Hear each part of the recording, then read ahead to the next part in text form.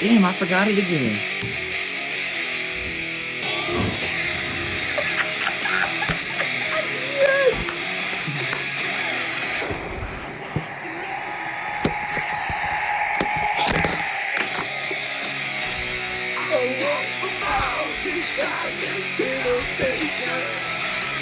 A place where no one follows me, I walk alone. Let's fucking go, man. Let's fucking go, man. Oh, Jesus Christ.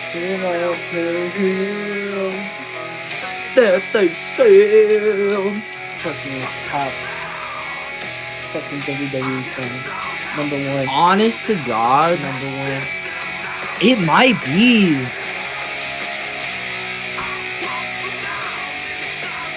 Alright, we're going on a tangent now. Cause there's some serious contenders. I fucking hear you. This is a top theme song of all time. And for the record, for the people, we're talking musically. I don't mean like, cause like the Undertaker dong and the Stone Cold Glass, I get, for the pop, I get it. But musically, like what actually hits as a song, as a banger, energy, bro. that's one of the most fucking elite, bro. But there's contenders. I don't know about that one. Okay. But still. Nah, but you gotta understand, if you were into like Blink 182, Incubus, like that type of like. I understand what you're saying. Don't you see the writing on the wall? How sad which part it starts getting when the crowd starts sitting down and not getting that interested in shit, man. Bro, you're still going crazy right now. Right now, that's never going crazy. Bro, come on. Just isn't really going crazy right now. This is elite. Alright. I can't even starting to die right now. It's a little long. But the Batista song is still long, but it doesn't feel like that. No, yeah, the Batista. Alright. Let me see what else there is. I mean, it's gotta be in the conversation. It's gotta be in the conversation. It's for the pop, man. No, but this shit, the lyrics are kind of fire. Got your rules. I understand, bro. Designed to keep you safe. But when rules start getting broken, you start questioning your faith. This song is fire. I hear voices crying. And then you got the they talk to me. This shit goes hard. And then you got this shit. Talk to me. Come on.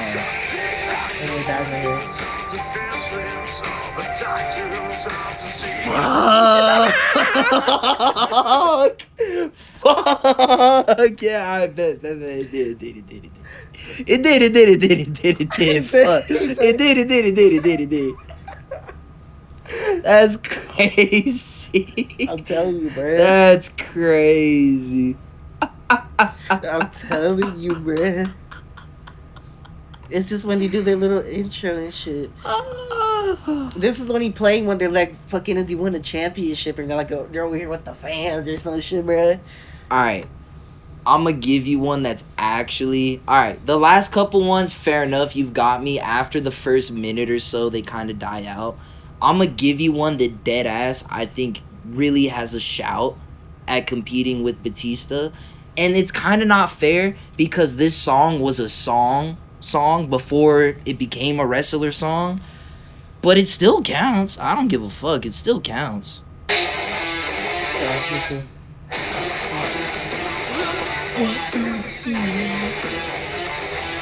The cult of personality. He's probably barely walking out right now. It's not even clobber time yet. He be taking his time.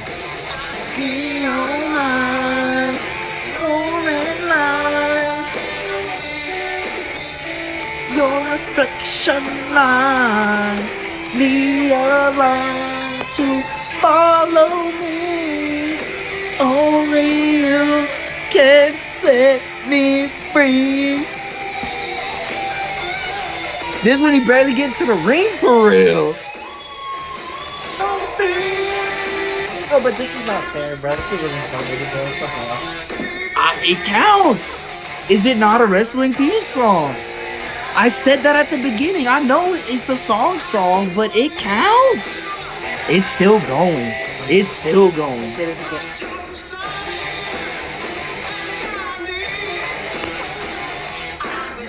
Bro, the whole thing slaps. The whole thing slaps. You see it on the recommended and thought of it. Nah, I have a playlist right here. Come on, nah. It's gotta be this. It might have to be. But I don't know who I want to put one or two between this one and the Batista 50. Can I throw something a little random into the mix? Something a little different?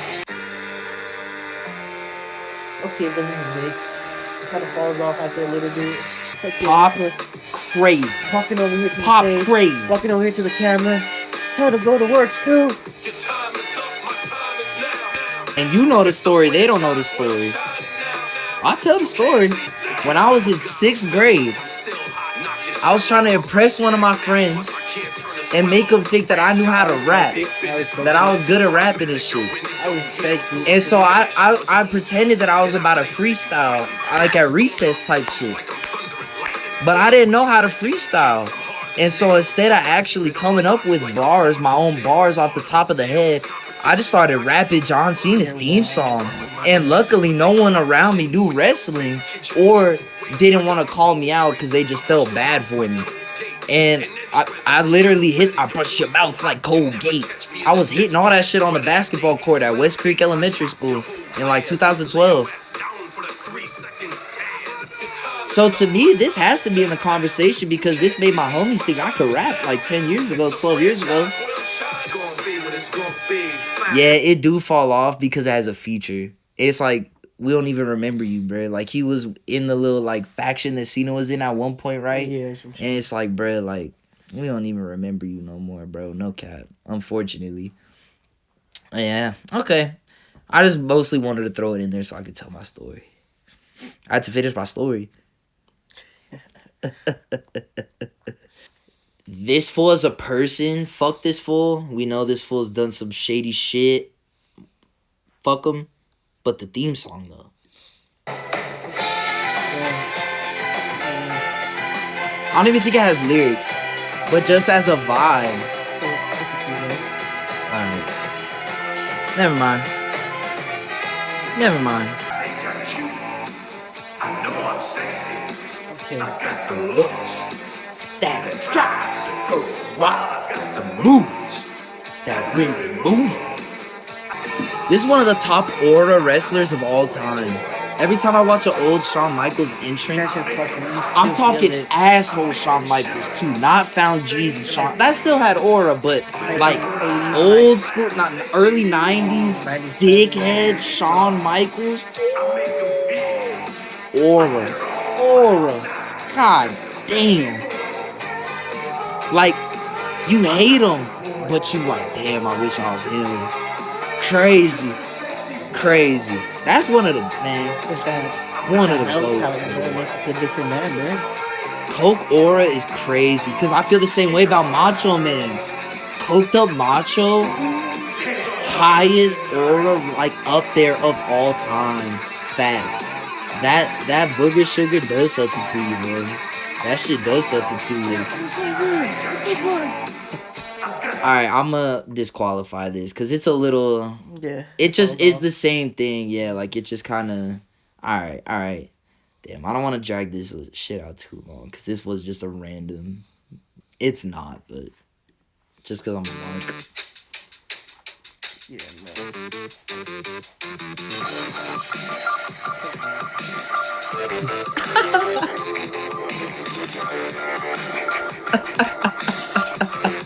So can I tell you what?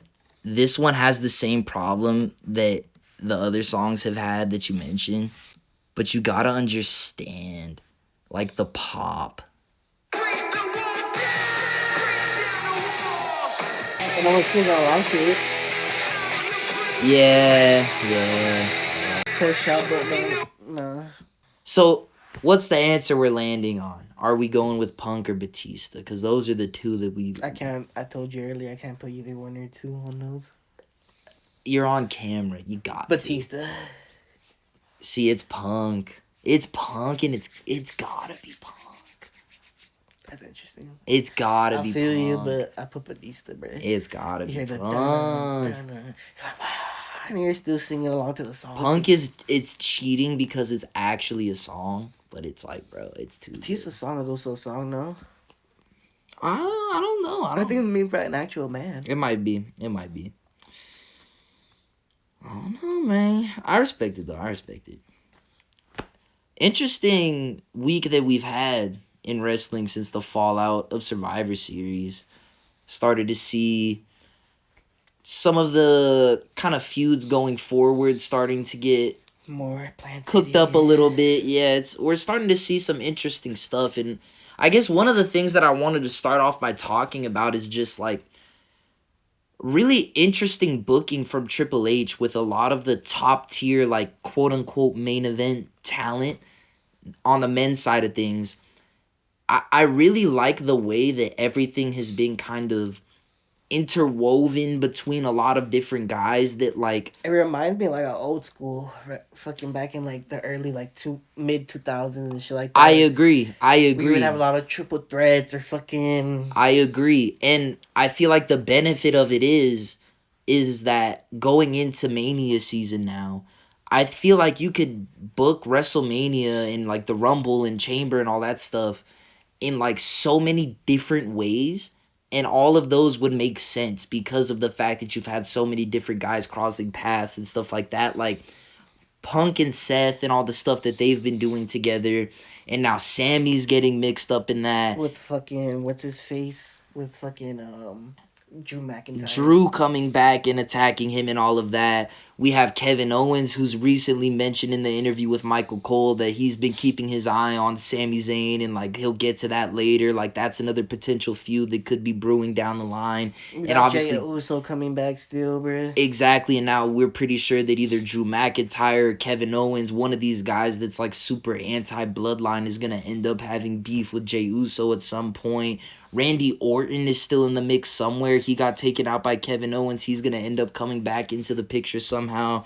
And all of this is revolving around Gunther with that World Heavyweight Championship, just because with Cody, it feels like that championship is a bit more out of reach. It feels like that's going to be either like Roman or The Rock or something like that. Yeah. But with Gunther, it kind of all revolves around him and that title. Like that's the guy that eventually all of these other guys will end up chasing if he's still the champion.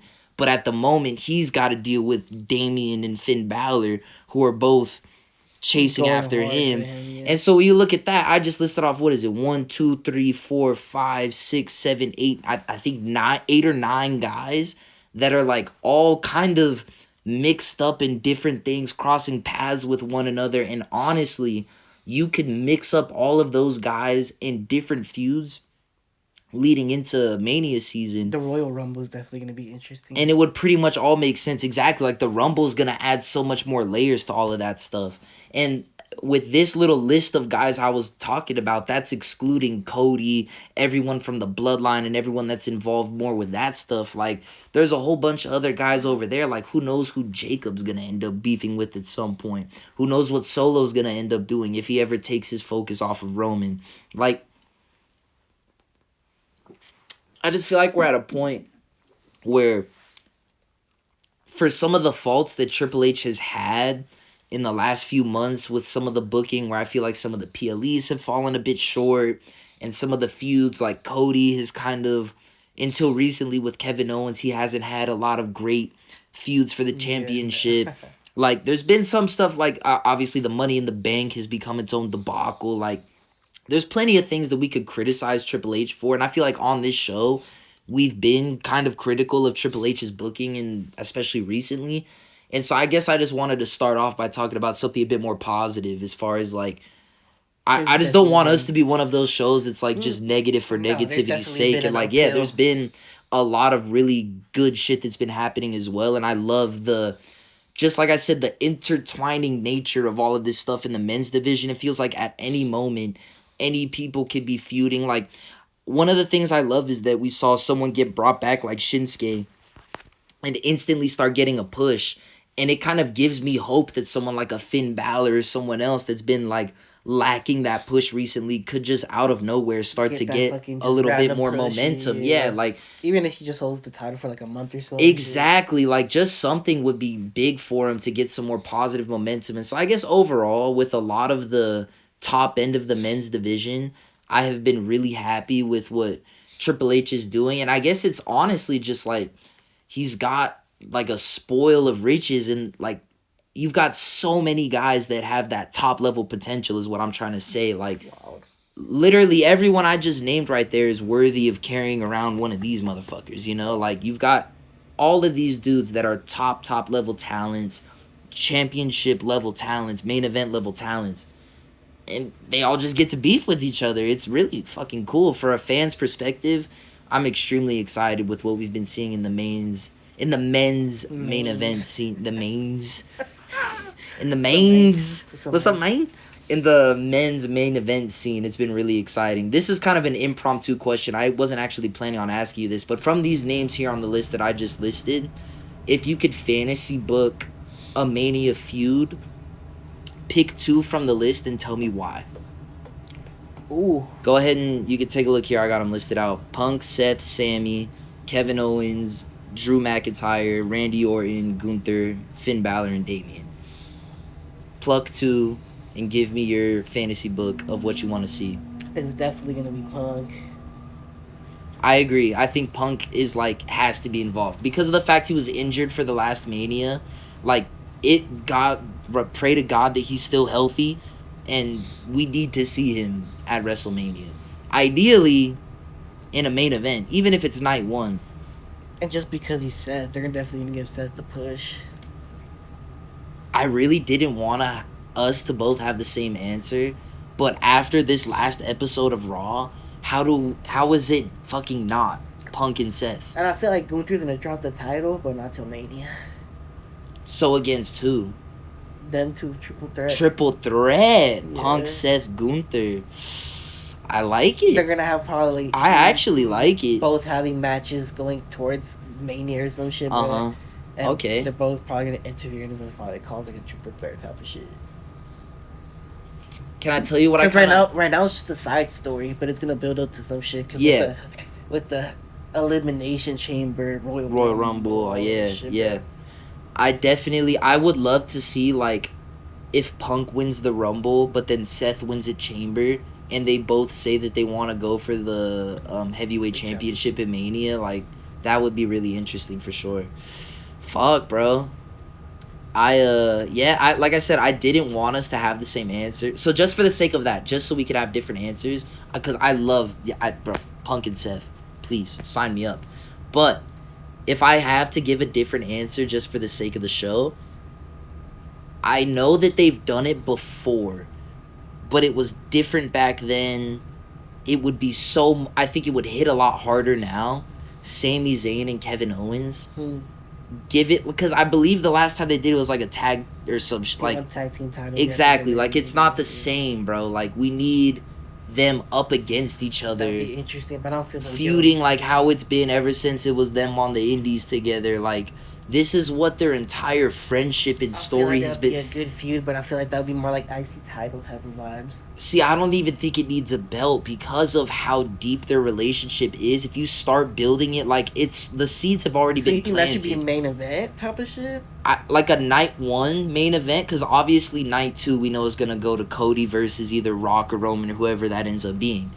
But night 1 main event, I do think you could make a strong case that a KO versus Sammy, that's interesting, or maybe like a opening the card type of thing, like match. Either way, I'm like, of course, there's only one main event spot. I understand that you might want to put the World Heavyweight Championship in that night 1 main event spot, or a Women's Championship in that night 1 main event spot. So I could understand them not main eventing, but a big time WrestleMania moment for Sami Zayn versus Kevin Owens, for them to be able to run that, I think that would be truly legendary.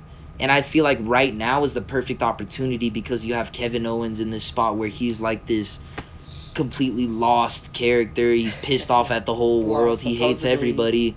And now you got Sammy realigning with the bloodline, which is KO's mortal fucking enemy. It's so perfect. Sammy It's was so his set best up. friend or whatever. Exactly. Like literally in the little like car interview he did with Michael Cole recently, they brought it up and he said like Sami Zayn, we're gonna get to that eventually. Like they've started planting the seeds. I think if we get like a face off at the Royal Rumble where in the Rumble itself they kind of go up against each other and that starts a feud going forward, like something like that, I could see. Or even just KO coming out and fucking over Sammy in a match, like just because fuck you, why are you working with the bloodline? Like there's a lot of ways you could work it where I think that could also end up being a top tier feud. And it's crazy because both of those matches we just said would be absolutely amazing, and still I think there's so many other great options on the table. It just like I said, it goes to the how well a lot of the main event talent on the men's side has been getting booked lately. It's really impressive. So yeah, bro, fucking Triple H.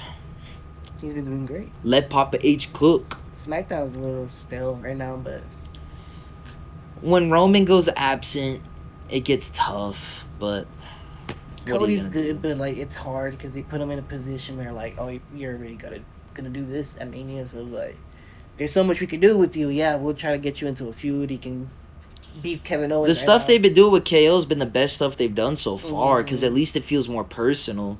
But it does still feel kind of inevitable that Cody's probably, well, we'll get into predictions, but for the third straight week in a row, I get to ask you one question. Who is right? Big E or the New Day? Bro, This who is right shit is becoming a goddamn series, bro. And it's just, we've had so many interesting feuds going on recently where both sides have some decent points to make. the Kofi heel turn made me. I'm gonna flat out say it. Made me say no one's right. No one's right. Yeah, That's an answer we haven't had yet. No one's Explain, right, explain. Cause yeah, where the fuck was Big E? He's over here commentating, doing his little job and shit, and he sees that fucking the New Day struggling and shit. And not once, he's just always like, when they ask him about him, he's like, oh yeah, he's like, oh, I'm gonna go talk to him or whatever, or some shit like that. Mm-hmm. But never does that shit, like how he got exposed on, as we saw on fucking, was it SmackDown or Raw? Raw. But like, weren't Kofi and fucking Xavier Woods fucking beefing it before this, and now they're fucking, for a minute, yeah. And now they're fucking supposedly fucking not buddy, but they're like with it together now type of shit. You give some people a common enemy and all of a sudden it unifies them, you know? I think Kofi So I just feel like started to understand where Xavier's frustration was coming from. That like, yeah, we haven't been at the level we've needed to be at for a while now, and we need to actually change something to hit that next level we need to get to. That's why I say nobody, because the Kofi heel turn is like, oh, if he was still babyface, I'd be like, he's right, because he's like, oh, he's been trying to keep the New Day to get the New Day together and shit like that, and like still trying to keep to like the fuck, you know, what the fans want and shit like that. But nah, he said fuck the fans. He said whatever. He said fuck the fans, dad. He said I want the championships, bro. Let's go. This is the New Day, bruh. So why is Kofi not right then? I feel like that would make Kofi and Xavier right. No, because that's not the original New Day. That's not the original fucking, I guess, vision they had. I guess what you want to say. You don't think that sometimes you gotta let go of some shit to grow? Because let's be real. I think the thought of Big E coming back and the like hope for that happening, you can look at that and say that's something that's kind of held the New Day back recently. I don't know. You don't think that that's something that maybe... I feel like Xavier Woods doesn't really deserve the push that he wants right now. He loses a lot of matches, evidently. Kofi has been a contender, but they haven't really gave him a push. I don't know, but I guess this is like the best way for him to get his push by turning face now. But at the same time, he's healed now, bro. So what the fuck, bro? He said, "Fuck the fans," like I said. You saw what happened. Did you see what happened on Raw recently? Yeah. Booed. Dom. Straight Dom down. Mm-hmm. Booed out the fucking bitch, bro. Nuclear heat. I wonder what they actually had planned to say. Because if you're going out there to talk, like they had a promo that they wanted to cut. But they couldn't, bro. And the fact that at some point they realized, like, bro, we've run out of time and we just got to go back now. Like, or I wonder if they just knew, like, we just got to walk out there and we don't even got to say nothing. Like, I that's something I would love to hear from either one of them. What their thought process was going into this. Yeah. Because I'm so curious if they actually had a promo they wanted to cut or if they just knew we have so much heat, let's just go stand in the ring and watch them boo us. Because that was awesome. To me, I don't want to be, like, too much of a nerd, but that was such, like, real heat that's, like, so rare these days where, like, because the kind of, like, the curtain has been pulled back on kayfabe and everything. Yeah. It's kind of rare for a heel to get, like, such genuine hatred from the audience. And, like, that New Day segment, them coming out, that was just so awesome. Like, that was so cool to watch. And it's so hard to pull off because they really had to put in years and years of them being that unified group. Like, there's no way to fake what that is. You know what I mean? That's why it's so huge. That's why the heat is so ridiculous. And so it has been such an awesome feud. That's crazy, the first time that you've given me a non-answer, essentially. But I could kind of understand where you're coming from. Everything's interesting. This is interesting how they're taking the New Day. But like I said, no one's right, bro, because he said, the fact Kofi was the first one to say, hold up, bro. You haven't been doing shit. Yeah, and just try to come out here and try to say you're going to manage us and tell us what to do. He's like, nah, fuck that, bro. Yeah. Now, I do think, and it's actually kind of interesting that you pointed that out. I think this is one of the things that we've seen with Triple H's booking style. And I was hearing on another podcast that I listened to, the Wrestling is Cool podcast, that Triple H has started to do this stuff with both face and heel turns where it's not necessarily like the old school traditional style of a face and heel turn. Yeah, where it's super overt and everything is super obvious in your face. Like you said, yeah, like I'm a heel, so I'm beating the shit out of you now, and that's what I'm doing. Or I'm a baby face, so I'm like trying to protect the good guys now or whatever. Like it used to be super, super obvious. Now, like I look at a character like Roman Reigns, where he kind of turned face, but didn't change anything about the Roman Reigns character. It's just the fact that people missed him. You know what I mean? And now he's the one chasing something now, too. Exactly, yeah. But Roman, what he is, still hasn't really changed at all. As you see how he still sometimes treats the fucking original bloodline. He still tries to command them and tell them what to do and shit. And then you look at like what we're seeing right now with the New Day. I think you could also kind of look at this with DIY, where their motivations are like relatable and understandable as to why they've kind of turned to the heel side of things. It's not your old school heel turns where it's like purely done in a way that's supposed to make you hate them. Like it's kind of like, I think it's finally WWE catching up to where modern pop culture is at, where like a Breaking Bad and you've got the Walter White character that is like a villain and does a lot of fucked up shit.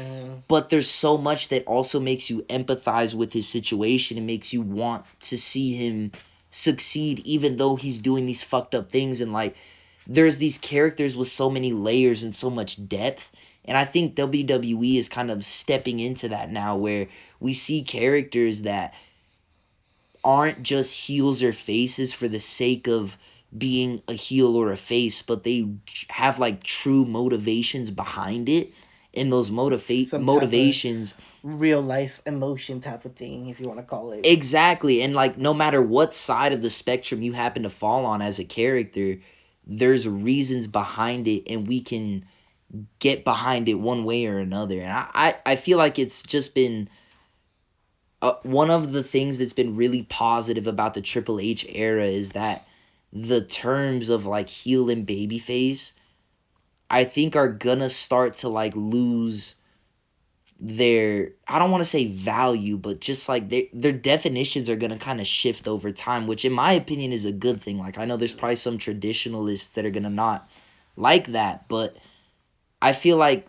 in storytelling, we've gotten to a point now in culture, like we said, that like your villains aren't just shitty people just for the sake of being shitty. They have a bit more depth to them. Mm-hmm. And same thing with your heroes. They don't necessarily have to always be the perfect, flawless people. Like Seth Rollins is an example of that right now, where he's going through these struggles of like wanting to do good things and help his friends, but then he doesn't help the bloodline because he has to stand on these morals, and he's going through these like ups and downs. Emotions but and shit.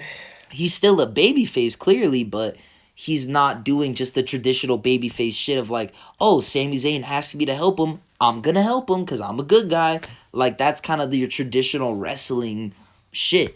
But Seth has have like a little bit more depth to his The same thing with character. the CM Punk, even though he's kind of like anti-hero right now, CM Punk. But no, see, Punk is a perfect example of this too, where he, yes, is a babyface. He would fall into that category but he for did sure. it for his own reasons. Exactly. He still kind of represents his own individual message. And so I don't know. I guess I'm just really impressed with where Triple H's booking has gone. And I think to bring it back to the New Day, this is a perfect example of that because, like you said, you can understand both sides. Like, you can understand where Big E is coming from, wanting to come back and help his friends. Like, they've gotten to this moment where shit is so tumultuous.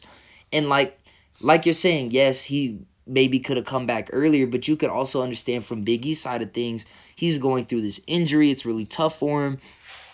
Maybe he doesn't want to come back into a ring if he can't actually wrestle in it, like maybe he didn't want to come out and just do the whole manager thing until he finally realized, damn, like they really are at a breaking point. Now is when I'm gonna like actually put myself back out there and shit. And like it just happened to be a bit too late. Like you can't necessarily fault Big E for that. I mean, but then at the same time, like you can understand Kofi and Xavier's perspective of like, bro, we've been struggling this whole time. What do you mean? So like, because you can understand both sides, it makes it a much more compelling story.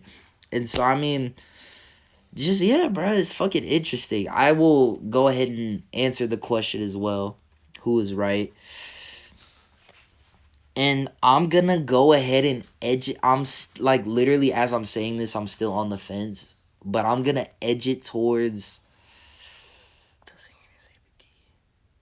No, I think I'm gonna edge it towards the New Day because, like you're saying, like bro, like at the end of the day, with how bad it, even before they started turning on each other, just the fact that they haven't been tag champs in so long, like it feels like that fool could have came back and checked on the homies. Tried to help him out, but bro was busy. Bro was busy with this freaking girl, with his desk job.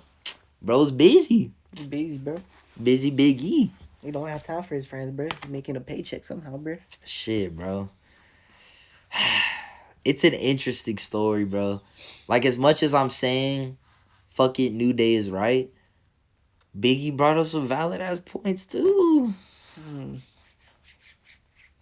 See, you're saying nobody is right, but then you keep saying the New Day is right. You just don't want to say it. No, I don't. You just don't want to admit it. I'm not saying. I said BE is wrong, but also the New Day is right, but they're not. But I'm saying they're not. Just doing it the say right way. it. They're not. No just one's say right. it. No one's right. I don't fuck with what Kofi's doing. And Xavier, bro. Why? That was just bitching, bro. Xavier's Why? just bitching. Why? Xavier just bitching, bro. But what about Kofi? That's what Loki's starting to bitch too. You're a fence sitter. You are a fence sitter. That's what you are. Fucking fence sitter. Big E is wrong. No. So who's right? New Day. We'll leave it at that. Leave it at that. Stupid bitch. Don't call me no fence city, bitch. Fuck you. We were just talking about one of the best tag team heel turns of all time with the New Day. I think another elite tag team heel turn that we just saw was DIY.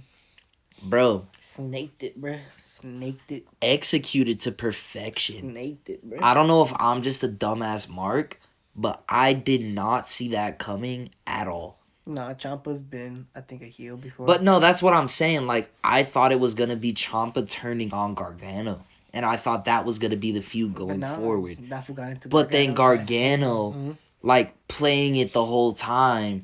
And then at the end, him saying, like, oh, that worked. Like, bro, what the fuck? Like, the fact that he got in on... Nah, bro, that was on... That was on some Ocean's 11 type shit. Like, they pulled off the heist to perfection. The heels are pushing hard this fucking end of the year, bro. It's been a big time heel turn kind of season this winter. But I wanted to shout this out because, bro, like... Motherfuckers are getting cold for the titles. They're starving, bro. And it's not just that, bro. Like, for weeks and weeks, it's been longer than that, bro. Like, how long has Ciampa been starting to, like, get at Gargano for the fact that they haven't been succeeding and shit? Like, yeah, bro, like... For that for trying to play too cool and shit. And then, obviously, you inject the whole Motor City Machine Guns into it, and they have their own history with Johnny. And so it just added all these layers to it. And to me, it felt so obvious that it was going to be, like, not just a direct repeat of kind of their NXT feud, but a similar story of Ciampa turning on Johnny Gargano. And then, bro, out of nowhere, I feel like it was all a plan. I don't know if it was all along or if just recently. Obviously, we're recording this before this most recent episode of SmackDown comes out, but just fucking damn. I could not believe the way that they pulled that shit off, bro. That was honestly one of the best heel turns they've pulled off in a minute. If not for the fact that the New Day shit just happened, because obviously that's like out of the stratosphere. But this was like just so brilliantly pulled off. And they got the fucking gold. Like, bro, this is going to be absolutely... We are... D-on-1! There's no way they could keep that theme song, right? They're gonna definitely probably change it for this. Because that shit's so cringe. Like, there's no way. They gotta get a more heel. There's no way that could be it. And then they're like, the fucking evil DIY. But that's besides the point. I am very fascinated to see where they're going from here. That's kind of the thing that I'm curious to see what happens next. Because now that they've made that turn, I feel like there's so many interesting directions that you could go with these type of characters now that they're able to tap into that darker side of the new character of their wrestling, because we know that both of them can be very extreme. Good fucking yeah. Like, we could see some very intense matches. Like, honestly, but now they're definitely gonna add some new shit. I'm not expecting like a super long title reign necessarily.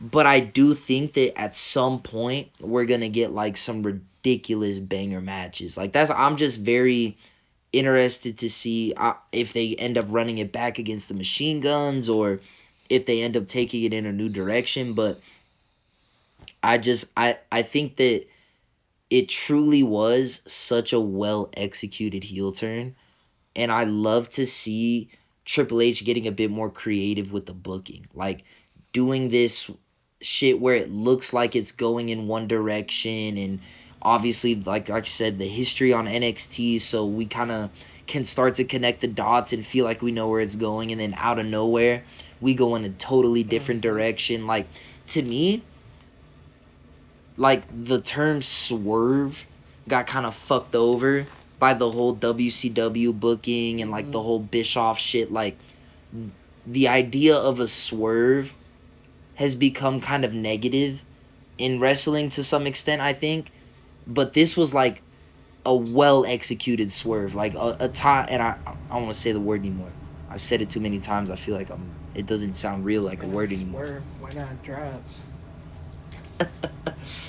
It just felt like a time where you flipped the script on us, but I didn't feel upset about it. I didn't feel like it was a cheap, just trying to get a pop, some shit where you're just trying to, oh wow, I didn't expect that to happen just for the sake of it. Like, this felt like it had, like we've been saying, a heel turn with motivation that's understandable. Like, kind of a similar situation that we saw with Woods and Kofi, where Woods has been showing that he's very upset with how things have been going, just like Ciampa, and I guess just wearing down their tag team partners and getting them to understand, like, bro, we gotta change some shit up if we want to get to that next level. And now we're gonna see it both on Raw with the New Day and on SmackDown with DIY. I fucking Interesting. very happy to see that Triple H is starting to take the tag team division a bit more seriously. I was gonna say, yeah, definitely adds more interest into the tag team division. Because it's been rough. It's been rough, but dead. it's been pretty fucked up. Obviously, the Motor City Machine Guns coming in on SmackDown injected a little bit of life into it, but overall, it's been pretty rough. But I'm happy with where shit's at right now. Shout out to DIY. We are. Yo.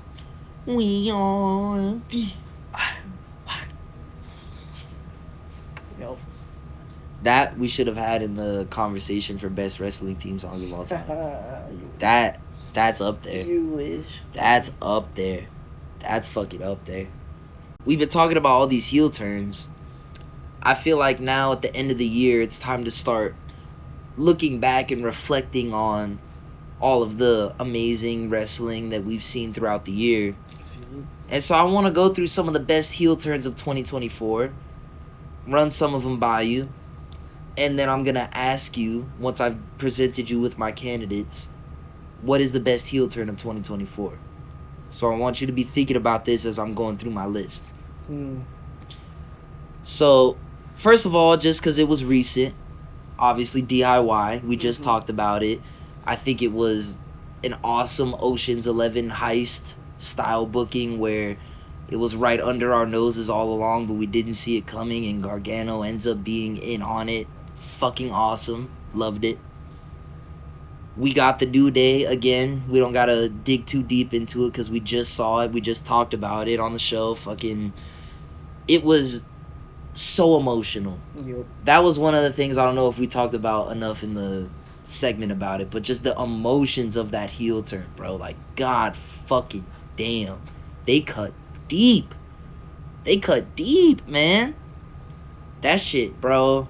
When they started listing off, like, oh, Edge broke his neck, Stone Cold broke his neck, blah blah blah, I was like, god damn, how you gonna compare motherfuckers broken necks? God, we lucky Big E's alive. Holy shit, man, that was crazy. We're talking about fucking big New Day, no? Yeah, yeah. Like, bro, that was crazy. That was crazy.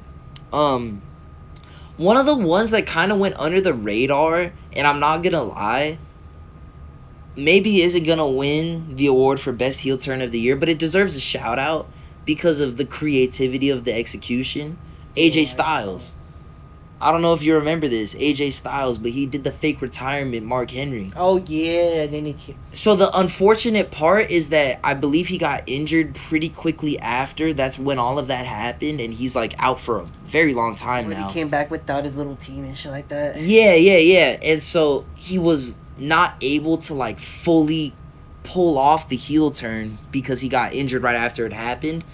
But the creativity of bringing out that classic Mark Henry segment where, with Mark Henry, Cena comes out and congratulates him on his career, and then he gives him the world's strongest slam, and we get the legendary heel run from Mark Henry. I thought it was really dope to bring that back with AJ Styles, and it just sucks that we didn't get to fully see it play out, but I did think that the heel turn itself, if we're just talking about the best heel turns of 2024, that definitely has to be in the conversation. But, it has to, I think, lose a bit of points because we just didn't see it fully play out. But it was still really, really cool nonetheless. Speaking of really, really cool heel turns, another one that I got on here is Kevin Owens. Because it was just so creative. We didn't see stuff like this under the previous iterations of creative in WWE. Like, this is a totally new take on how to do a heel turn, how to do not just a heel turn, but a storyline in general, doing something that feels so organic and so real, like trying to almost bring back a bit of kayfabe, which feels so impossible in this day and age of social media, but Triple H used social media to their advantage and organically spread out that fight between KO and Cody. It was fucking awesome. So I definitely think that has to be in the conversation for one of the best heel turns of the year, just because of the creativity behind it, something that we had literally never seen before. And how often in today's day and age, in 2024, in professional wrestling, can we say that we saw something that we've never seen before? Not that many. Not that often.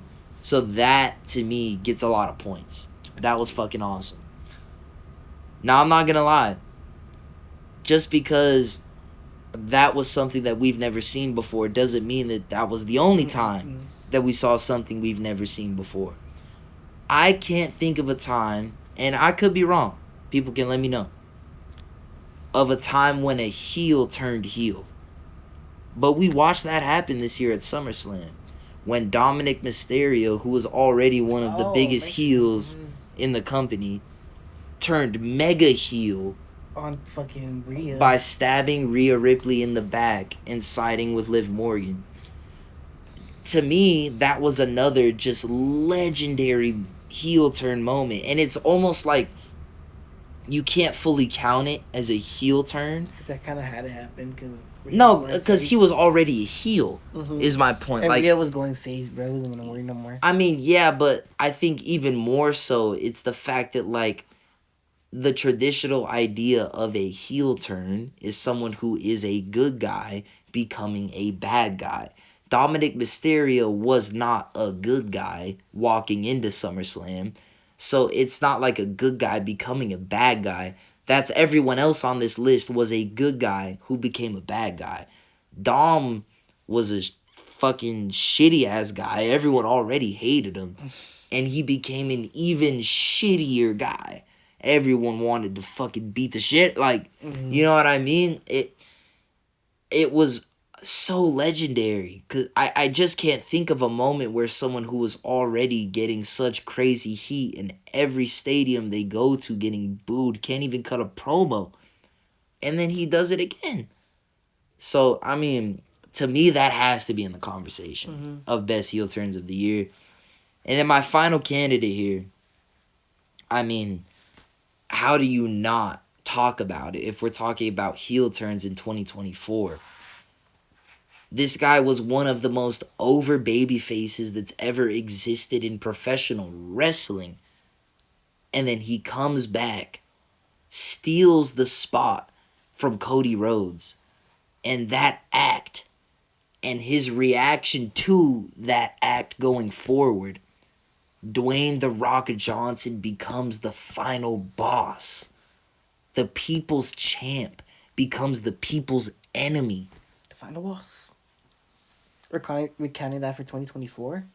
Well, the heel turn happened this year, yeah. He came back, he started appearing late last year, but when he comes back and announces that it's going to be him versus Roman, and then the fall. So to me, where we really see The Rock turn heel for real, is the press conference in Vegas. I believe that's where it was held, where He slaps Cody. They show the whole family tree. Like, to me, that's where we see The Rock fully go into final boss mode. Final boss. And everything that happens after that. You know, I mean, one of the most iconic segments we've had on Raw ever, in my opinion. That, I believe it was in Chicago. And he's beating the shit out of Cody outside of the arena in the rain. And Cody's bleeding. We think you're done, boy. And yeah, the cameras stop rolling and he keeps continuing to, like, oh God, it was just so amazing. And bear in mind, this is the people's champ. He had just returned not that long ago with Pat McAfee and beat the shit out of Austin Theory. And they were all, like, having fun. It was a good old time. He was babyface Rock still the people's champ. But then in 2024, he starts getting involved with Cody and everything changes. Everything changes. So 2024 was the year that The Rock turned heel once again. Something we thought we would never see again in wrestling. Interesting. And so, I mean, I'm going to let you go ahead and give your answer, but I don't know. I feel like it's kind of hard to ignore that, bro. Yeah, I'm probably going to say The Rock, bro. And that's no disrespect. Like, because the tag team divisions, they're starting to get their push right now, bro. I would say the New Day has a strong argument. But like, so let's pretend for 2 seconds the Rock heel turn doesn't exist. My debate would be between Dom and the New Day. That's what I was going to say. To me, those are the two strongest moments as far as, like, holy fucking shit, I can't believe that just happened. That was insane. But then, bro, like, as much as those were crazy, all due respect, and all due respect to everyone else I mentioned. But the fucking Rock, bro. Bro, it's The Rock. Final boss. And it's the fact that main event with Roman, like, was potentially actually gonna happen between The Rock and Roman.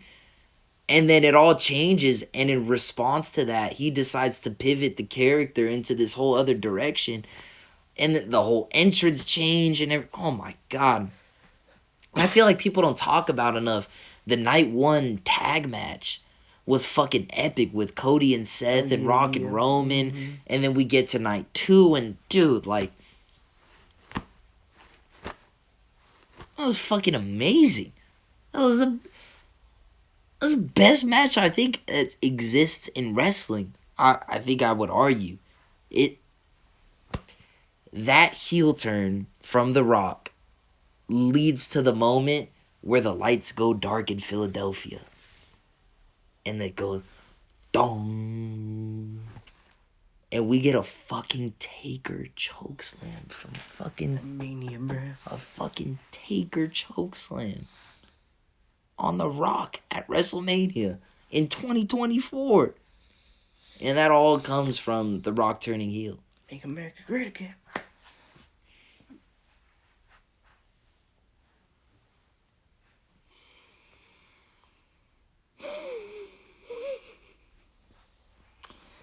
Just had to fucking take it there. Oh.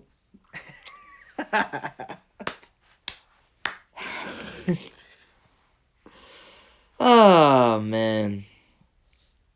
We could forgive him because we know we got a little CTE, so it's okay. Taker, great guy. Interesting guy. Same like Kane. The Rock's heel turn, definitely, it's got to be... Made WrestleMania moments, made everything. It changed wrestling. It changed wrestling for this year and wrestling history going forward forever. It literally paved the path for him already just to, like, fucking to have his other WrestleMania moment for next year. Because that's what I was going to say. Like, the final boss isn't done by... Like, we know the final boss will be back. We know this. We saw that at the Raw after Mania. And so it's the fact that heel turn literally gave him potentially years of, like, future content. We know it won't be appearing week to week, but it just was such a phenomenal move from The Rock. And respect to him for not letting the whole ego and all that shit get in the way. We know there's a lot of guys that have been in the business over the years that just from, obviously we don't know anyone personally, but just from stories, it seems like probably wouldn't have made that same call that The Rock made. And so respect to him for kind of recognizing what needed to happen in that moment. Yeah, man. Fucking shout out to The Rock, man. As much as I was booing him He Tate and shit. Yeah. in my bedroom watching Raw on my computer, like I also loved what was happening. Like I was booing him because it was part of the it's part of the thing. I'm still am. I'm a fucking massive Cody Mark. I fucking love that fool. But fucking He's a Cody crybaby. I'm a massive. I was bawling. I I cried when he won. It is what it is. I'm a Cody crybaby. But fucking what The Rock was willing to do. This was there. I did. I did. He did it. He did it. He finished the story. But to me, just as much as I was so fucking thrilled that Cody finished the story, I have the utmost respect for The Rock and his like understanding of the business and like Cody needs to go over here. Like his understanding of that and willingness to understand that like his star power is gonna have so much impact on that. Using his character to help propel Cody's story. Legend. Absolute legend. And I'm not gonna name names because we don't need to do that here right now. Hulk Hogan. So many legends in the business over the years that we've heard stories that just like were not willing to do the job for a younger talent in that same way. And so for shout out to The Rock for like truly understanding what the business is all about and propelling Cody Rhodes forward. Great year of heel turns. Great year of heel turns because in a lot of years of wrestling, a lot of these would have been by far the best heel turn of the year. But the fact that there's stuff like just Kevin Owens, Dom, all this other shit, all the tag team stuff going on, AJ Styles, and like that's just only in the conversation. That just goes to show you how strong of a year it's been for storytelling in WWE. So again, we have been negative here and there about Triple H, but overall, you gotta say shout out to the fucking game. The guy knows what he's doing. We've seen some amazing heel turns throughout the year. Shout out to the game. Luis, when you were a kid, did you ever watch Scooby-Doo? Yeah. The old school one too. So you like mysteries? Yeah. You like when you don't know who did it and you're trying to figure out, oh, maybe it was them, maybe it was them. So let me ask you this, Luis. Who attacked Jade Cargill? Ooh, they still haven't talked about it, yeah. That's probably for sure gonna be probably a SmackDown moment of what? We've been kind of discussing it throughout like the Survivor Series build up and then their Survivor Series review, and we've been a little disappointed that it hasn't come up yet. But at this point, it's kind of been built up so much that I feel like the answer is going to be kind of a big deal. Mm-hmm. And so now I have to ask you, Luis, who done it? Who done it? Give me your theory. I feel like it's gonna be that one, Piper Niven, I think is their name. Piper Niven? No, not that one. The one that runs with Nia Jax. The one Tiffany? Tiffany, yeah. Not Tiffany. Fucking the purple hair one. Candice? I feel yeah. Candice LeRae? I feel it's gonna be like some shit like that, bro. Yeah. That's gonna lead to this like. Explica. You gotta explain that one to me, bro. Because it was before Survivor Series. It was before Survivor Series, no? Yes. So I feel it's gonna like tie into that and be like, oh, probably like Nia Jax, probably like, since she was trying to impress her. You think she could do that? Probably hit her. Like with a in chair. kayfabe, you think that Candice LeRae could handle Jade like that? Hit her with surprise attacks with the back with the chair or some shit, bro. You already know, bro. We'll see, bro. You don't know. See, to me, like you're saying, if it's Nia Jax that was telling her to do it, I feel like they would just say Nia did it. Oh, it wasn't her telling her to do it. It's probably her because she's still trying to impress Nia over Tiffany and shit. You think they're gonna push Candice like that? And I mean, no disrespect to Candice. It's lead to like her fucking beefing with Nia or some shit, bro. Then I ask you again, why wouldn't they just say Nia did it? If you're saying it's only to get her to feuding with Nia, hey, you're my buddy. All due respect, I think that's a bad call. Oof. Because if you're telling me that you're trying to sell me, Candice did it on behalf of Nia to get us to a feud of Jade versus Nia, to me, you've made it too complicated. Just remove Candice from the equation and tell me Nia did it. And that makes it way easier to get us to Jade versus Nia. And it's way more believable that Nia Jax is capable of attacking Jade and doing damage like that. Like, bro, she got thrown onto a car. Mm-hmm. Even if she hits her with the chair, again, I don't know what Candice's max is. I don't even know if she could pick her up and throw her like that. That's like, fair, yeah. You know what I mean? Mm-hmm. So that's why I said, like, I don't know if that's it, bro. Candice isn't it. I appreciate that you're trying to get creative with it. Because, like, Nia is such an obvious call. That's not literally what I wanted to say, but I was like... And I'm trying not to be too obvious with my prediction as well. And so I appreciate you trying to be creative with it. But Candice LeRae, you will have to really sell me and convince me on that one.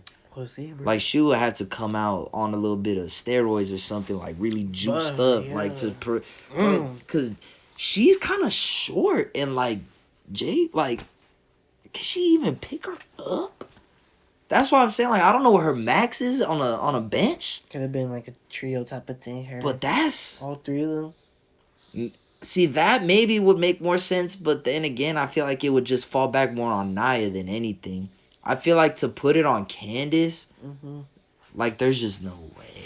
There's just no way. Can I tell you that... I'm sorry. Fuck you, nah. Can I tell you the theory I've seen floating around that I'm the biggest fan of? Because, like, the most obvious answer is that it's, like, someone from the heel team, like Nia or Tiffany, something like that. Can I tell you my favorite theory is Naomi. Someone that was a part of the big three at WrestleMania season and everything. You know, she's supposed to be a part of the group, but then they show up together with their Bianca and Naomi have their coordinated ring attire and everything, and they got their whole group going. Had a great run as tag team champions and everything. And now you got Naomi, who's kind of been left out of the group. She's kind of been the third wheel ever since WrestleMania.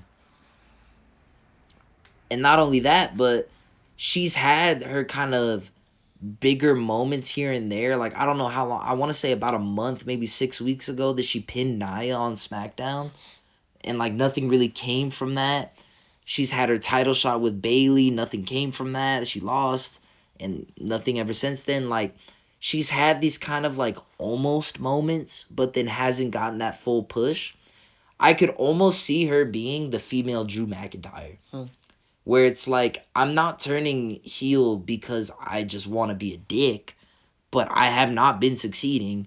I need to do something different. And then also, maybe a bit different from Drew, kind of more personal spite towards Bianca and Jade because, hey, I thought I was a part of the friend group and you guys just started going off and succeeding without me. Fuck y'all. You know what I mean? Yeah. So I think that jealousy of them two, and then just the overall lack of success that she's had, could make it a really interesting story to have it be revealed. And then, like, bro, the fact that she was on the babyface Survivor Series team, it's like, bro, the rat was within the group the whole time type of shit. Like, I think it would be an interesting storyline and could be something that could finally propel Naomi more into the main event picture, which is something that Triple H and the creative team has struggled to do since she returned to the company, which is unfortunate because that was presented as being a big deal when she returned. And she got protected for a bit when she came back. Like, the first month-ish, I don't believe she lost. And then she started losing a couple matches, and then she just fucking kept losing, like, post-Mania. And she's just kind of firmly cemented herself slowly in this weird spot where she can't even say that, like, oh, she's in the mid-card. Like, you could see her going for the IC or United States title because we see her as kind of above that because she's a former world champ. Like, we know what her potential is. but then she also isn't fully in that main event scene either. And so she's just this weird tweener right now. And so I feel like a heel turn might do her a lot of good. Ooh. I like it, man. Interesting. I saw that theory floating around online earlier this week, and I can't personally take credit for it, but I really She's not gonna like have it. the glow no more, bruh. It's the fucking the fire now. She's got the rage. You know what I'm saying? I don't know. I would be interested. See, that's the thing, is she's such a like fun-loving, happy-go-lucky character. I'd be fascinated to see how they flip that around right now. But it's just something I saw floating around that I think would be really cool. I mean, obviously, it could just, like we said, could just be Nia Jax, Tiffany. Another one of the obvious ones that I don't think we mentioned is Bayley. Like, obviously, like with her, problems that she's had with Bianca in the past and just her recent history of being a heel with Damage Control, it wouldn't be that much of a stretch to see, but I hope that they go in a bit more of a creative direction with it. And I honestly, man, they got to start doing something with this women's division as far as building our feuds going into Mania season, because it's kind of fucked up right now, bro. I'm not going to lie. Like, the whole Io, Liv Morgan, Rhea stuff has been kind of thrown together recently. Like, Rhea and Liv is probably the only, like, strong feud that's been booked throughout the year, and that's kind of been losing momentum recently. It's definitely a time where we gotta start injecting, in my opinion, some life into the women's main event scene. Start getting Liv involved in some more stuff. Like, we gotta kind of close the book on the Rhea Liv shit, so we could start actually having Liv feud with people for the championship, or just have her drop the belt so that she could focus on the Rhea feud altogether solely. I just say all that to say that we got to start getting the women's division rolling. And I think that this question, to bring it back to who attacked Jade, I think that that's going to be a major factor in pushing the women's division forward towards our WrestleMania feuds. And I'm hoping to God that it brings us some really interesting stuff and that we get some good feuds going forward. But yeah, man. We'll see. It's not Candace. Oh, I'm gonna fuck you up, man. Fuck you. Whatever. Fuck y'all. This doesn't fully count as like a PLE, but it's a different... Saturday Night Main Event is not just your everyday episode of wrestling like a Raw or SmackDown. Yeah. So I'm going to count it as a premium event. Interesting, okay. And we're going to do our official predictions just they're like it was... They're making it sound like it. They're building it up to that. Exactly. And I mean, when you look at the card, it's just as strong, if not stronger, than Survivor Series. And like you said, they're planning to make this a monthly thing almost. Yeah. Supposedly in the future, so let's see if they start with the fucking... Well, not monthly, but quarterly. It's like thing, once every... 4 times a year. So we'll see what's going to end up happening there. But we got to go ahead and run through our predictions here.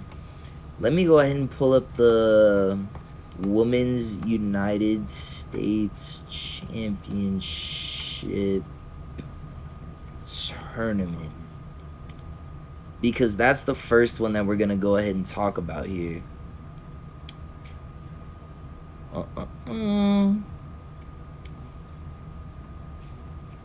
So the people that we have left is in the final, I believe it's what, Meechin and Chelsea Green? Mm-hmm. That's who's left? That's definitely for sure going to be. So, is that it? Who's left? Is that who's going to be?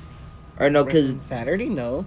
Who won the match between Bayley, Candice, and B-Fab? I don't even remember. You have to look it up more. Fuck. All right, let me figure this out.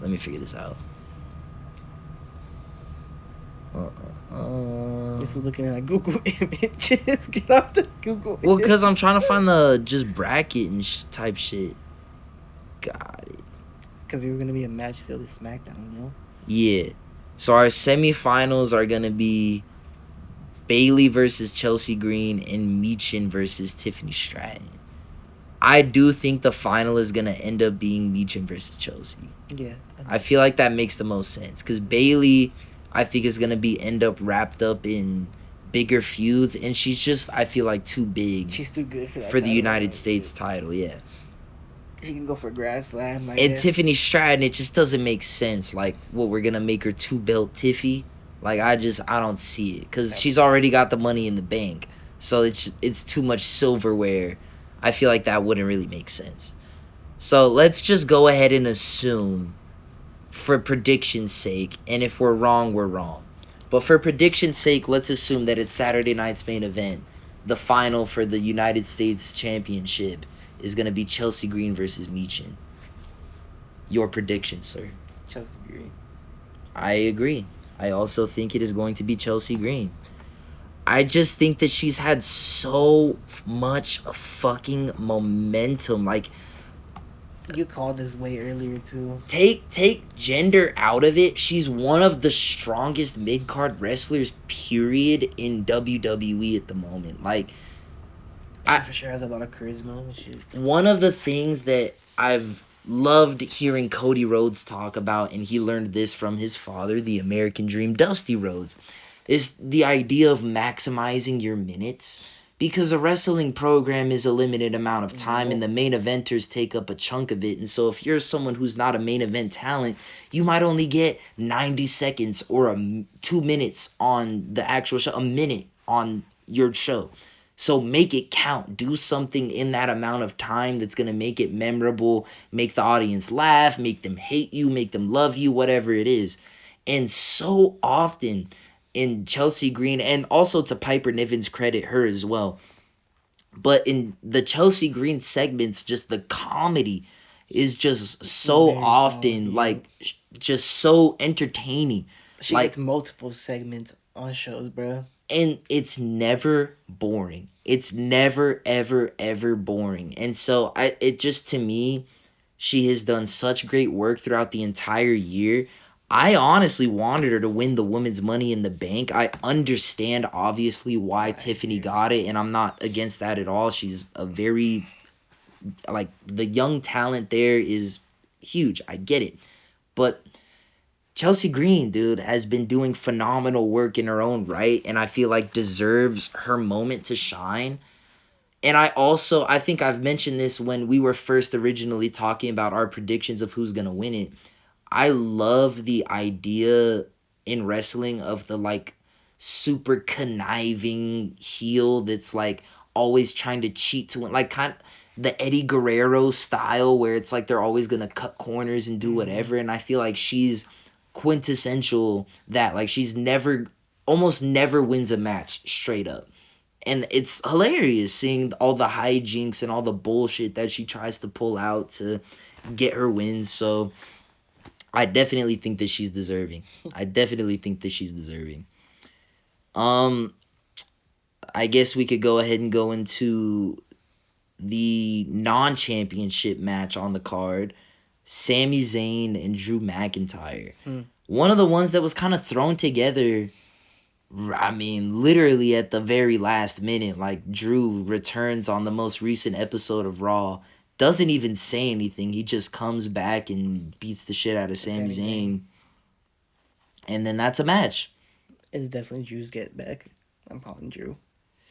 I also, I hate that we're just back, so much in agreement right now, but there's no way that you bring Drew back off the shelf after this long and he takes an L. Like, that just... He needs to go on his streak, and this is the other thing, too, is Sami can eat pins, like, infinitely, but he never loses momentum because it's Sami Zayn. Everyone loves Sami Zayn. Gonna be a good match, but... No, fuck yeah. I don't think that Sami... Well, this is where we're gonna disagree. I think Sami might get his shit fucked up. You think it's squashed? Type shit, yeah. I don't know full, like, 30-second, like, old school traditional squash match, but, like, minimal to no offense. Like, I think Drew might no-sell a Huluva. Type shit. Drew might no sell a haluva kick. Just because I think Drew is going to come back on some supercharged demon time shit. Like, bro, he's been fucking, I know you're the Dragon Ball fan on the show, but he was fucking charging up like fucking Goku for how long. That fool is just straight up locking in, and now he is back on a fucking mission, bro.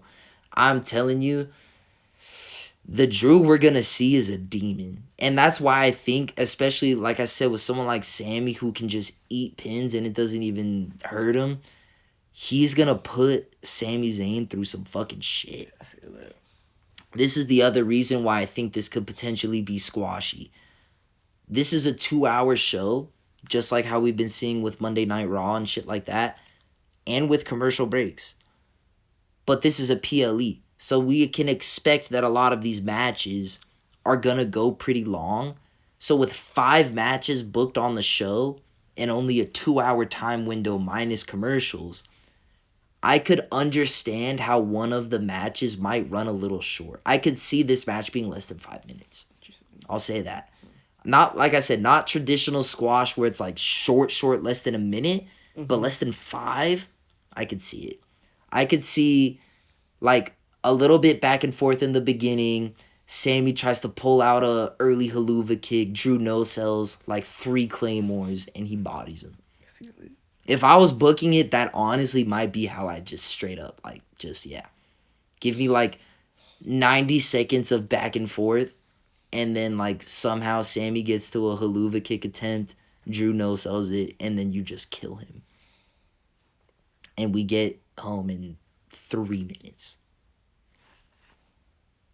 I think, because, bro, we got to bring back Drew on Demon Time.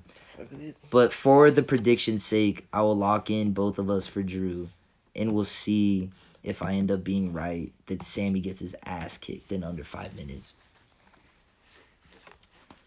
Gunther, man. Gunther has been put into a triple threat up against Finn and Damian. And I'll tell you what, I was really not looking forward to this match when it was just Gunther versus Finn one-on-one. Because my expectation was that Damian was just going to come out and do what Finn's been doing to him for the last couple matches that Damian has had. But now that it's been made a triple threat, I'm way more excited to see how it's going to play out because now it's a little bit more unpredictable. With the way that Gunther has been lately, his whole kind of ring bitch that he's been going through. Finn, who, yes, has been Finn Balor over the last... Hella Finn Balor. Since Mania, really. It is also a moment where it feels like his motivation should be at its peak. Like, this would be a moment where he could kind of come back to being the traditional Finn Balor that we know him to be. And then, obviously, Damian is the fucking... Gunther, you might be the ring general, but in the streets, I'm the king. With Street King Damian, who knows, bro? So this is literally, like the first 2 matches we talked about, I literally already knew off rip what I thought I was going with. This is a tricky one. This is a tricky one. Part of me, and I think, yeah, this is what I'm going to say. This is what I'm going to go with. I feel like it could end up being Damian and Finn getting in one another's way, and then it ends up just being Gunther getting the win, and maybe even Gunther returning to truly the ring general, where he, like, I don't think it's gonna happen, but it'd be cool if he does like the stack pin or something like that. Like, I think that could happen, where we basically see Damian and Finn getting too distracted on their personal shit, and that takes away from them. Gunther just locks in and fucks them both up. If it was gonna be anyone to win between Damian and Finn, I would love it to be Finn, cause he needs it so fucking desperately. Needs any sort of positive momentum. He has just been getting stuffed. It's been so bad. But honestly, I do kind of. I think it's gonna be Gunther. I think it's gonna be the Ring General. I just feel like they're gonna get in each other's way. What are you thinking? I hate once again to agree with you, but I feel something different's gonna happen. I feel there's gonna be some dirty Dom interaction that's gonna lead to some type of feud with Finn and Dom. Oh, I like that. Cause you've seen how he's been talking Yeah, shit yeah, to yeah, yeah, him yeah, yeah, recently for a sure. lot, bro. For And sure. then that one little run in when they're like getting into each other's faces and shit, bro. Mm-hmm. I like that. It might be an accidental, oops, I fucked up your pin or whatever. Yeah, yeah. Or some shit like that. Yeah, yeah, and I yeah. didn't mean to do it type of shit. But he meant to do it type of shit. I like that. So it's gonna be Gunther off that. He's probably gonna recover off some shit like that. So you're saying a Gunther win off of a Dom interference? Yep. I like that a lot. I like that a lot. I'm gonna go ahead and add in our caveats Finn's here. been talking a lot of shit to him, bro. He's been talking down hella to him. He has, bro. He's been treating him like he's an unkie. Like he's the leader, bro. That fool's not the leader, bro. That fool's been talking down like he's the leader, though. He's like, if you listen to old Finny, everything goes right. Everything goes right. If you listen to Finn, we win. Damn, I hadn't considered that, but I almost like yours better than mine because I just want to see Dom continue to get elevated. I think he's just still been so on fire this whole year, continues to get better and better. But I like that. I like that. The Women's World Championship, Liv Morgan versus Io Sky. This is an interesting one. It is. This is an interesting one. I was pretty dead set on the idea that Liv Morgan was going to retain until Rhea started kind of being cool with EO and shit. Like, obviously, that kind of started during the War Games shit. And it seems like it's continuing now with what we've seen recently on Raw. Coming out fucking... So I am kind of starting to think that we could potentially see some sort of Rhea assistance. Leading to EO win? Potentially. And then leading to EO v Rhea somehow in Mania? Potentially, yes. I think a lot of people are seeing that vision. And part of me thinks because everyone's seeing that vision, it's going to go a different direction. But it just does make so much sense. I feel like I have to go for it. Interesting. I feel like it makes a lot of sense. I don't know, man. Yeah, I'm going to go EO. I'm going to go EO with Rhea help. Because it just makes so much sense. I feel like you easily can still continue, like, in between getting to EO versus Rhea at Mania, like at the Royal Rumble or something like that, or maybe even the, like, debut Raw on Netflix or something like that. You can do, like, the final Liv versus Rhea blow-off match where, like, Rhea finally gets her full comeuppance on Liv and everyone gets to cheer as Liv gets the shit beat out of her. And we could finally fucking move on from this storyline. I feel like it would be a good way to kind of move things forward in the women's division. Because as much as for a time this was one of the hottest stories going in wrestling, it's gotten to a point where it's starting to kind of hold back the rest of the women's division because we have to wait for this massive feud to have its full payoff for the rest of everyone involved to move on. And so I feel like this is a good way to move the women's championship on and just get it away from this feud and set up a chance for Rhea and Liv to finish their shit off and then give Rhea a chance to have her WrestleMania moment against Io, which will be a fucking banger match if it happens. I like it.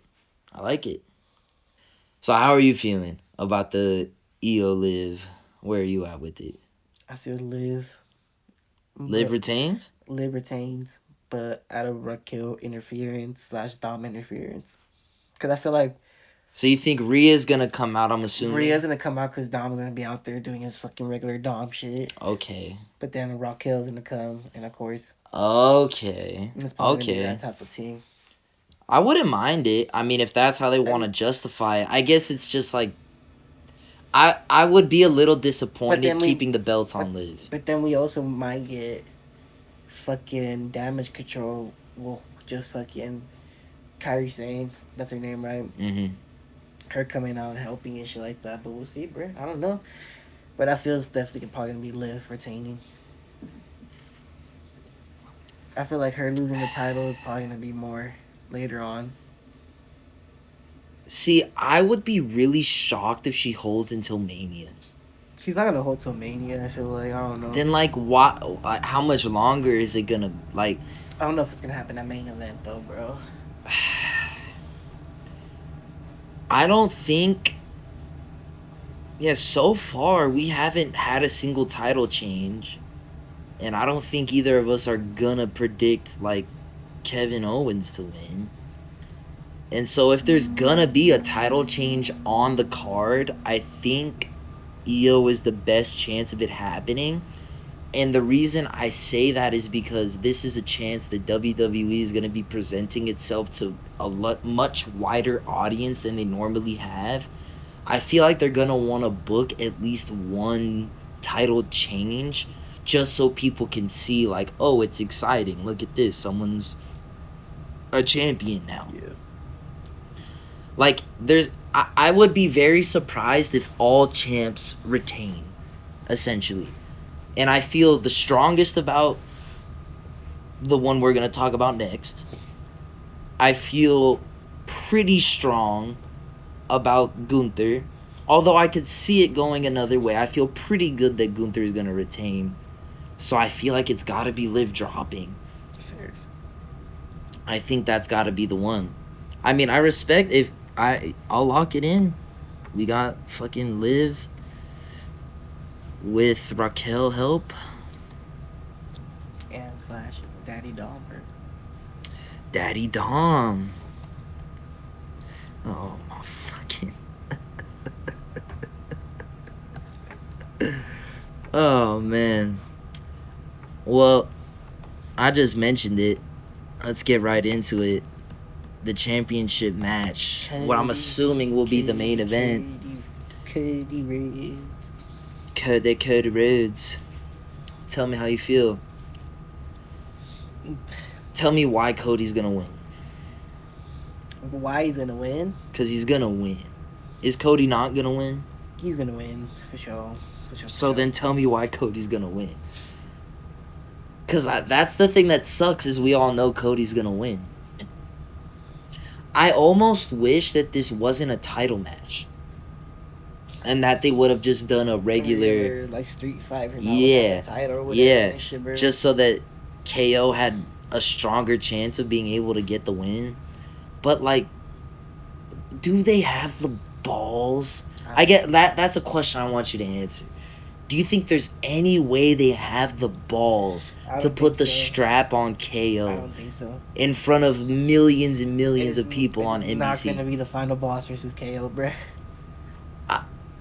Do you think there's any chance that KO wins the title? But then, hear me out. Do you think there's any chance KO wins the title, but then Cody wins it back at Rumble? Or Raw on Netflix? But just to give KO the pop? And to throw a wrench in Cody's title run and make it have a bit more stakes, a bit more uncertainty? That would be interesting. Do you think there's any possibility? And if so, what percentage? Probably like 25%, I would say. That's a pretty big amount. I feel like there's going to be good moments in the match where I'm going to be like, oh shit. I definitely think this is going to be a match that feels the closest out of all of Cody's title defenses thus far. But it is just going to be Cody. It just has to be. I don't see how it isn't Cody. It's gotta be. Kennedy. Are you excited for main event? Yeah. You think it's gonna be better than Survivor Series or worse than Survivor Series or just roughly the same? It's gonna be interesting where they take it. Like I said, there's gonna have to be something that's gonna have to happen. All right, this is my final question for you that you gotta answer. Because Survivor Series, what was the one thing that didn't happen that everyone thought was gonna happen? The big return. A big return from somebody. Final boss. A lot of people were saying The Rock. I think people were even potentially thinking maybe just like Punk turning on Roman or just some big turn or some big return happening. No, because this is gonna be the first one, even though it's a comeback of the original or whatever, but it's the first of its kind supposedly, and it's gonna be happening again. So they're gonna have to for sure have something pop. So I ask you this: do you think we see something along those lines? Do you think we get a big surprise? I think we probably are. A big Christmas surprise. It's probably gonna set a standard to main events that probably the other main events are not gonna be able to reach. I feel like it's just gonna be able to get hype around main event and shit. Do you think it's gonna be The Rock? We'll see. I don't know. I don't think so. Might be. I think so. So what? You just said I don't think so, and then you said I think so, motherfucker. What you thinking? Cause yeah, it's probably time. It's starting to get close to that time, bro. What other big surprises could potentially be out there? Because I have one that I think could also be potentially on the list. Title drops? Fucking, I don't know, bro. You tell me. Juan Cena. You think Juan Cena might come out? Potentially. During one match, though. Not even during just like to cut a promo or just something like I think like kind of how you said, just to come out like how The Rock could. I think just to pop out, just to show this bigger audience like, hey, watch wrestling. We have big stars like Juan Cena. I do think if there was like gambling odds on who's gonna be the big surprise return at Saturday Night Main Event, probably more The Rock. I think The Rock is the favorite. The Rock is the heaviest favorite. But I think not too far behind is a Juan Cena. I think there's a chance. Interesting. I feel like between the two of them, the fact that they're both available, pretty strong chance that one of the two of them will be there. And I feel like because of the nature of, like we said, WWE having such a huge platform, such a huge mainstream audience, they're going to want to send the right message. Yeah. You know? 100%. So we'll see. But hopefully we get some big surprises. Hopefully it's a good show. We will see this weekend. Damn, bro. The only thing we was different on was literally EO versus Liv. Mm-hmm. That's the one match that will determine who was correct on the predictions. That's crazy. More graps. That's crazy. We've done quite a few predictions at this point. That's the first time this has happened. Interesting. Very, very interesting. And I'm curious to see if any of them will be wrong on. Like, if we got it wrong with, like, Gunther or something like that. That'll be interesting to see. Interesting. Damn. All right. Fun. I'm excited for this weekend. Finally.